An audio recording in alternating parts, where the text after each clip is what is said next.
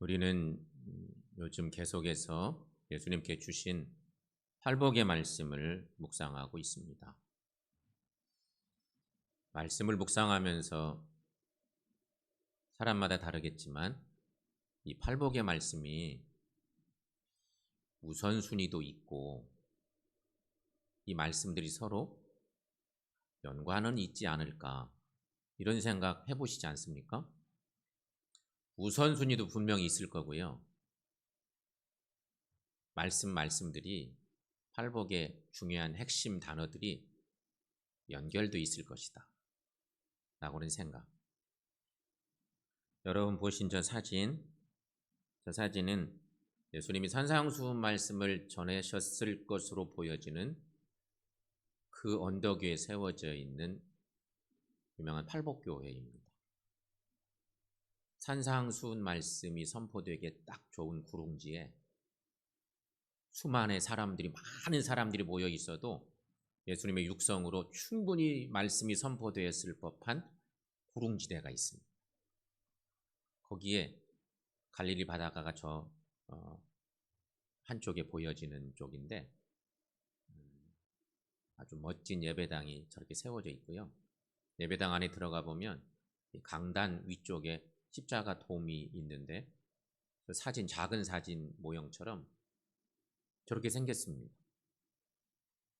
예배당 저 위쪽 좀 보통 이렇게 있는 거죠. 예배당 위쪽, 강단 위쪽에 딱 있는 건데 거기에 저렇게 동그라만 그 원형이 있고 그 양쪽으로 이게 가해로 8개의 창문이 있습니다. 이게 창문이에요. 창문에 8개 창문을 만든 이유는 팔복의 말씀을 거기 한 구절씩 기록해놨습니다. 그렇게 해서 예배당을 장식한 거죠. 팔복의 말씀들. 그러니까 이 말씀들이 우선순위도 있을 것이고 연관관계도 분명히 있을 것이 확실합니다. 따로따로 있는 말씀이 절대 아니라는 거죠. 생각해 보십시오, 여러분. 우리 스스로 생각해 보면 압니다. 사람은 마음이 가난하기 전에는 결코 하나님 앞에 나와서 애통할 수가 없습니다. 내가 건강할 때, 속된 말로 잘 나갈 때는요, 하나님 앞에 나와서 애통해 할 일이 없는 것 같아요. 내가 힘든 일 만날 때, 거꾸러졌을 때, 더 이상 못 살겠다 싶을 때, 마음이 가난해져요. 하나님 아니면 살 수 없구나. 그때 애통한 마음이 생겨요. 그러니 분명히 연결되는 거겠죠? 여러분, 심령이 가난한 자가 천국을 소유합니다. 주님 앞에 나와 애통하는 자가 하나님의 위로를 받습니다. 그런데 하나님의 위로를 제대로 받으면 온유한 사람 될 수 있습니다. 온유한 사람 되기가 쉽지 않은데 하나님의 위로를 제대로 받고 풍성한 은혜 가운데 거하면 우리가 자연스럽게 온유한 삶을 살 수 있는 거예요. 그래서 온유한 자가 복받습니다 하는 것입니다. 오늘 말씀 주제는 온유입니다. 온유. 온유는 헬라어로 프라우스라고 말합니다. 프라우스. 그런데 아이돌 가수 중에 온유라는 이름도 있는 친구가 있어요. 좀 온유하게 생겼어. 실제로. 인상이 좋아. 아마 그 엄마 아빠가 이 아들 낳았을 때 온유라고 이름을 지어주었던 모양이에요. 온유. 아이돌 가수 중에 있어요. 또 온유라는 말이 헬라어로 프라우스인데 10몇 년 전쯤에 이 아웃도어 제품들이 막 대유행을 하던 시기가 있었잖아요. 등산복, 쉽게 말해 등산복. 등산복 중에 이랜드에서 만든 브랜드 중에 프라우스가 있었어요. 프라우스. 그 사업이 계획대로 잘 안 됐어요. 아마 그 옷을 만들 때는 온유한 옷을 입어라. 뭐 그런 의미로 프라우스라는 제목을 붙이지 않았을까요? 브랜드 이름인데. 이 온유 프라우스는 성품이 따뜻하고 부드러움을 말합니다. 온유한 자는 어떤 사람일까? 온유한 자는 외부의 억압과 고난에 대해 거칠게 반발하거나 인간의 힘으로 해결하기 위해 결사적으로 대항하지 않습니다. 온유한 자는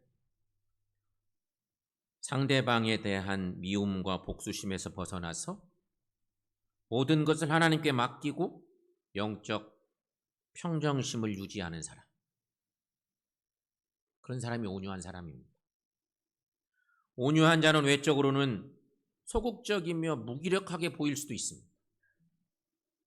힘도 없는 것 같고 대창 기질도 없는 것 같고 그렇게 소극적이고 무기력하게 보일 수도 있습니다. 외적으로는. 하지만 내적으로는 왕이신 하나님에 대한 굳은 믿음 때문에 결코 요동하지 않고 일관성이 있는 사람을 온유한 사람이라고 정의하고 있습니다. 그래서 이 온유한 사람은 사람들이 평가할 때는 뭐 별 볼 일 없이 보일지 몰라도 안 그렇습니다. 온유한 사람은 마음에는 이미 천국을 소유하고 있는 사람. 얼마나 귀한 사람. 마음에는 이미 천국을 소유하고 살고 있는, 하나님만 철저히 믿고 의지하며 살고 있는, 요동하지 않는, 일관성이 있는 그러한 사람이라는 것입니다. 그렇다면 여러분, 우리가 온유한 자가 되려면 어떻게 해야 될까? 예수님이 오늘 말씀을 주시면서 하나님 뜻 안에서 하나님의 사람들인 우리는 온유한 성품을 소유해서 복받는 사람 되라고 그렇게 축복의 말씀을 선포해 주셨는데, 우리가 온유한 자가 되려면 어떻게 해야 될까? 큰 틀에서 두 가지를 생각해 봅니다. 하나는 하나님과의 관계가 온유해야 한다는 것입니다. 사람은요, 관계 속에서 살아요. 하나님과의 관계, 온유한 사람 돼야 된다. 성경에는 온유한 성품을 소유한 믿음의 선진들이 많이 소개되고 있습니다. 여러 가지 모양의 믿음의 사람들 얘기가 소개가 되는데 그 중에 온유한 성품의 소유자들이 아주 뚜렷하게 보여지는 사람들이 몇 사람 있는데, 그 중에 한 사람, 하나님께서 인정하신 온유함의 대표 인물은 노아입니다. 노아 우리가 너무 잘 알죠. 노아 얘기를 우리가 하다 보면 하나님이 노아를 하나님의 소중한 그 시대 일꾼으로 선택할 수밖에 없었던 상황들이 앞에서 나타납니다. 이전 역사에서 나타날 수밖에 없는 그 사건이 하나 있죠. 그것이 마음 아픈 일이에요. 그런 일이 없었으면 좋았을 걸. 노아를 하나님이 부르시는 사건이 계기가 있어요. 하나님께서는 친히 흙으로 인간을 빚으시고 그 코에 생명을 불어 넣어 주셨어요. 당신 닮은 하나님의 형상을 닮은 인간을 만드시고 그 코에 생명을 불어 넣어 주셨어요. 그래서 성령의 사람들이 되게 만들었죠. 하나님 꼭 닮은, 얼마나 소중해요, 그 존재들이. 그러나 여러분, 인간들은 하나님을 떠나 살기 시작합니다. 하나님을 떠나 살고 타락하게 되고 죄악에 사로잡히고 말았습니다. 하나님이 인간을 지으실 때는 당신을 꼭 닮은 모습으로 그렇게 살아가라고 지어주셨는데 하나님으로부터 자꾸 멀어져 가는 것입니다. 하나님과 대적하고 자꾸 살게 되고, 하나님이 생각을 바꾸십니다. 인간 창조한 것이 후회가 되셨습니다. 한탄하시면서 하나님은 세상을 물로 심판하실 마음을 먹게 되십니다. 하나님의 심판 계획이 세워지고 그때 그 수많은 타락한 인류 가운데 한 사람을 뽑아내십니다. 그게 노아였습니다. 하나님은 노아에게 방주를 만들도록 명령하시죠. 하나님의 말씀을 들은 노아는 가족들과 함께 노아 건조를 시작합니다. 성경의 이야기로는 믿기지 않을 정도로 긴 역사 동안 방주를 짓습니다. 노아는 100여 년의 시간을 들여서 하나님의 명령을 충실히 수행해냅니다. 말이 그렇지 여러분? 전혀 그런 현상도 없는데 하나님의 명령이 그 명령을 받고 사명 감당을 위해서 100년간 일을 한다. 요즘 우리의 시간으로 따지면 일평생 다 해도 모자라는 지 우리가 100년을 살기가 어렵죠. 100년간 이 사명을 충실히 수행하지. 사람들은 노아를 조롱했습니다. 하지만 그는 조금도 낙심하지 않고 묵묵히 하나님의 명령을 준행합니다. 성경은 그때 이야기를 이렇게 적어놓고 있습니다. 노아의 충직한 모습을 창세기 6장 22절에서 이렇게 증거하고 있습니다. 함께 읽습니다. 노아가 그와 같이 하여 하나님이 자기에게 명하신 대로 다 준행하였더라. 아멘. 방주가 다 지어져. 하나의 명령이니 사람들 비아냥거리고 함부로 말해도 흔들리지 않고 사명을 감당했습니다. 노아가 방주를 짓기 시작한 지 이제 시간이 더 지나서 120년이 다 돼요. 120년이 채워졌습니다. 방주가 완성되었을 때 하나님께서는 노아와 노아의 가족과 각종 짐승들을 방주 안에 들어가게 명령하십니다. 하나님이 방주 지어라 명령하셨고 방주가 다 완성되니까 생물들 다 내가 말하는 대로 방주에 들이고 너희 가족들도 들어가라. 하나님의 명령이 떨어졌습니다. 이때에도 노아는 창세기 7장 5절 말씀의 증언처럼 노아가 여호와께서 자기에게 명하신 대로 다 준행하였더라. 하나님의 명령이면 무조건 순종이에요. 인간적으로 이해가 안 돼도 순종하는 거예요. 준행하였더라. 노아의 모습입니다. 그런데 여러분, 여기서 주목해야 될 한 가지가 있습니다. 이쯤에서 주목해야 될 것. 하나님께서 명하신 모든 일을 다 행하고 방주의 문을 닫았지만 즉시 비가 내리지는 않았습니다. 우리 같으면 여러분, 짐승들 다 싣고 너희 가족들 들어가라 그러면 문이 닫히자마자 우랑쾅쾅 하면서 막 천둥치고 비가 탁 내리기 시작하면 얼마나 좋았을까요? 성경의 기록을 보면 그렇지가 않았습니다. 거기 보면 창세기 7장 4절 말씀에 저런 말씀이 있어요. 여러분 거기 한번 읽어봅니다. 지금부터 7일이면 내가 40주야를 땅에 비를 내려 내가 지은 모든 생물을 지면에서 쓸어버리리라. 그러니까 노아는 방주 안에서 7일이라는 시간을 기다린 것입니다. 하나님의 명령에 다 순종하고 기다리는 시간. 여러분 방주에서 7일을 기다릴 때 아마도 마을 사람들은 방주를 지을 때도 비아냥거리고 막 욕하고 흉보고 그랬던 그 사람들이 한 목소리로 노아 저놈 미쳤다고 말하지 않았을까요? 저 참 형편없는 놈이라고 저 애를 쓰더니 멀쩡한 날에 산에다 방주 지어놓고 사람 자기 가족들 들어가고 생명체들 다 실어놓고 얼마나 더 막 비웃고 비난했을까. 그러나 노아는 끝까지 인내했고요. 하나님의 심판에서 구원받을 수 있었습니다. 이것이 바로 하나님 앞에서 온유했던 노아의 삶입니다. 하나님의 명령이면 무조건 순종하는 것입니다. 하나님께서 인정하신 또 다른 온유함의 소유자가 있습니다. 모세입니다. 모세. 민수기 12장 3절 말씀에 저 유명한 말씀이 있습니다. 여러분 함께 읽습니다. 이 사람 모세는 온유함이 지면의 모든 사람보다 더하더라. 아멘. 땅 위에 모세만큼 온유한 사람이 없다고는 그런 유명한 말씀이죠. 실제 그랬을까요? 정말 그랬어요. 모세는 40여 년의 기나긴 출애굽 기간 동안 끊임없는 이스라엘 백성들의 죄악과 사악함을 경험했던 지도자였습니다. 신실한 하나님의 사람이었습니다. 하나님께서 보이신 초자연적인 10가지 재앙의 기적을 통해 애굽의 바로를 무릎 꿇리고 출애굽을 시작했습니다. 하나님의 은총의 구원의 사건이었습니다.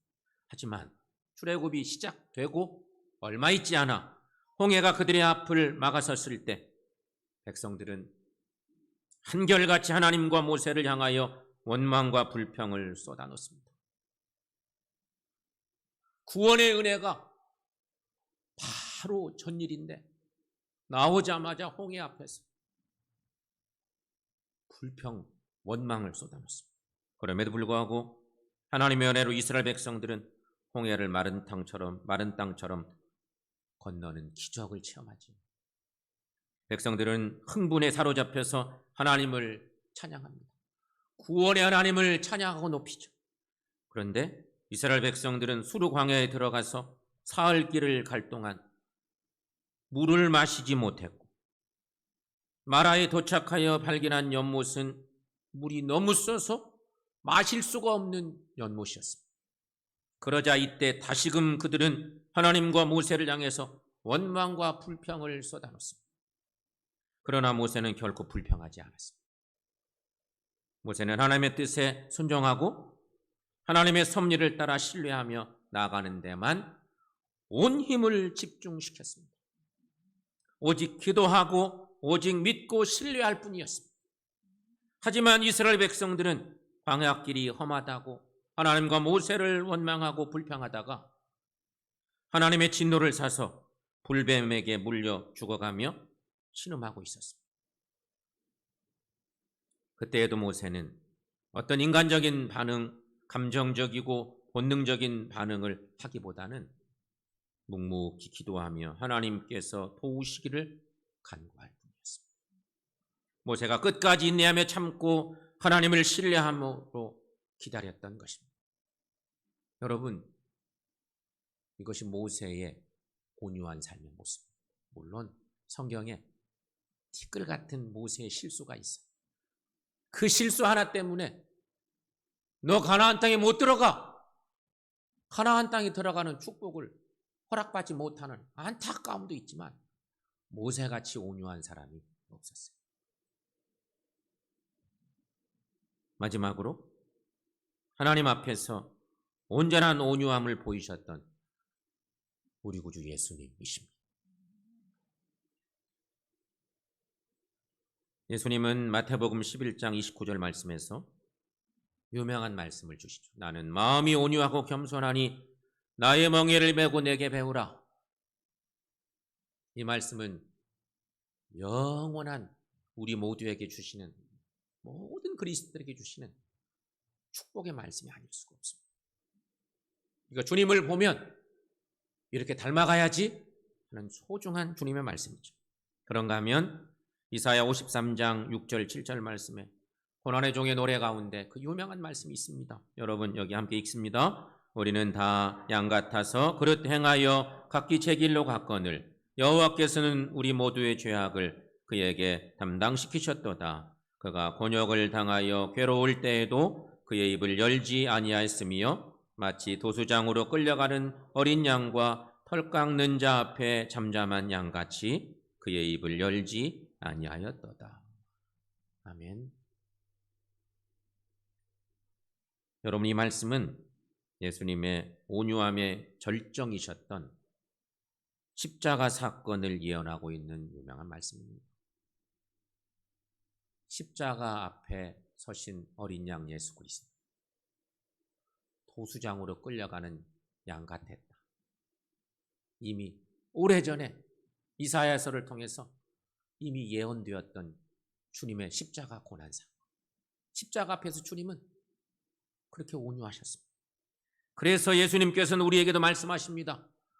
온유를 배우라고 말씀하고 계신 것입니다. 성도 여러분, 우리는 하나님 앞에서 온전한 믿음과 순종의 사람들이 다 되십시다. 어떤 상황에도 하나님의 말씀이니 믿고 순종한 우리 주님처럼, 노아와 모세처럼 온유함으로 사시고 주님의 뜻을 이루어드리는 우리 모두가 되시기를 축원합니다. 또 하나 생각할 것, 하나님과의 관계가 첫 번째였다면 또 하나는 사람과의 관계. 사람과의 관계가 온유해야 된다는 것입니다. 그래야 주님 닮은 그런 온유한 사람 될 수 있다는 거죠. 동화작가 정채봉의 만남이라는 이런 시가 있습니다. 짤막한 시인데요. 이렇습니다. 가장 잘못된 만남은 생선과 같은 만남이다. 만날수록 비린내가 묻어오니까. 가장 조심해야 할 만남은 꽃송이 같은 만남이다. 피어 있을 때는 환호하다가 시들면 버리니까. 가장 비천한 만남은 건전지와 같은 만남이다. 힘이 있을 때는 간수하고 힘이 다 닳았을 때는 던져버리니까. 가장 시간이 아까운 만남은 지우개 같은 만남이다. 방금의 만남이 순식간에 지워져 버리니까. 가장 아름다운 만남은 손수건과 같은 만남이다. 손수건과 같은 만남. 힘이 들 때 땀을 닦아주고 슬플 때는 눈물을 닦아주니까. 인간관계는 만남에서 시작되죠. 인간관계에서 만남은 참으로 중요합니다. 그러니까 하나님과의 만남 최고 중요하고 인간과 인간 간의 사람과의 만남 너무너무 소중하죠. 특히 우리는 온유한 사람을 만나야 좋습니다. 온유한 사람.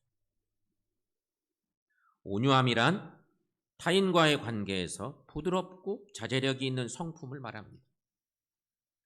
우리가 만약에 남편을 찌르고 아내를 찌르고 가족을 찌르고 친구를 찌르고 동료를 사정없이 찔러대는 가시를 소유하고 있다면 나 자신과 주변의 사람들이 결코 행복할 수가 없습니다. 찌르는 나도 문제고요. 내 주변 사람들은 더더욱 행복할 수가 없습니다. 내게 아주 심각한 가시가 있어요. 안 된다는 것입니다. 가시를 소유한 사람들이 많다면 교회도 힘듭니다. 교회에는 온유한 사람들이 많아야 합니다.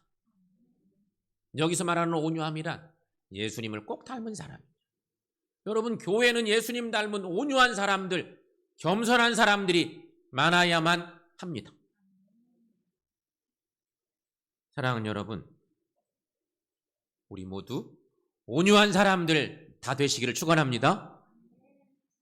시편 기자는 시편 37편에서 이러한 노래를 부른 적이 있습니다. 오늘 말씀과 깊은 또 관계가 있는 듯하죠.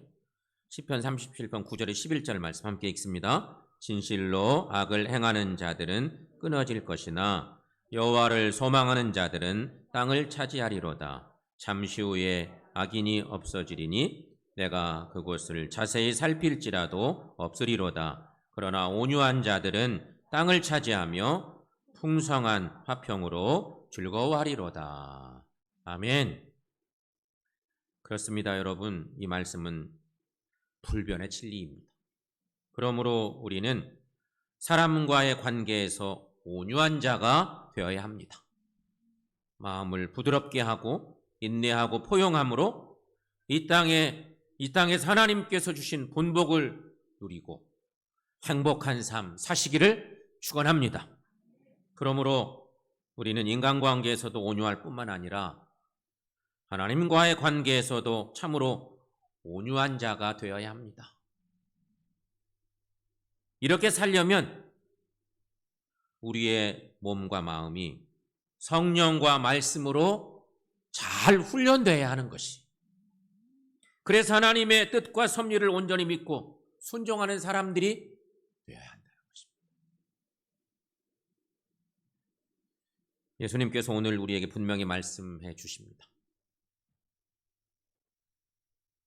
산상수훈의 말씀을 주실 때 너무너무 금쪽같이 소중한 팔복의 말씀을 먼저 주셨어요. 오늘 주님이 말씀하십니다. 온유한 자는 복이 있나니 그들이 땅을 기업으로 받을 것이며. 주님이 말씀하셨습니다. 그런데 여러분, 온유함은 결코 타고나는 것이 아닙니다. 타고나지 않습니다. 그렇다고 인간의 노력이나 수양만으로 얻을 수 있는 것도 아닙니다. 책을 많이 읽고 막 깊은 수양을 한다고 온유해지나요? 예수님 닮은 신앙적으로 온유한 사람이 될 수 있어요? 그럴 수 없어요. 어떻게 해야 될까? 주님을 닮은 온유함은 하나님의 은혜로 주시는 거예요. 인간적인 수단 방법으로 노력해서 그렇게 나를 개발시켜서 되는 게 절대 아니에요. 성경이 말하는 신앙적인 그런 놀라운 하나님의 복된 일들은 내가 뭔가 노력해가지고 주어지면 다 공로로 다 되는 거게요. 그렇게 되는 것이 하나도 없어요. 그러므로 여러분, 우리는 온유한 사람이 되시려면 이런 기도를 주님께 드리며 살아야 돼요. 짤막한 기도문인데 저 기도문을 내 마음의 고백으로 담고 함께 한 목소리로 기도로 주님께 올려드립시다. 나의 삶의 주인 되신 하나님, 성령의 역사로 나의 완악하고 강팍한 성품을 녹여 주옵소서. 그래서 진실로 온유한 자가 되게 하옵소서. 아멘. 우리가 진실로 온유함을 소유하게 될 때 땅을 기업으로 얻고 하나님께 주신 모든 분복을 누리며 승리의 삶을 살 수 있습니다. 온유함, 예수님을 꼭 닮은 성품입니다. 주님의 성품은 온유와 겸손이었어요.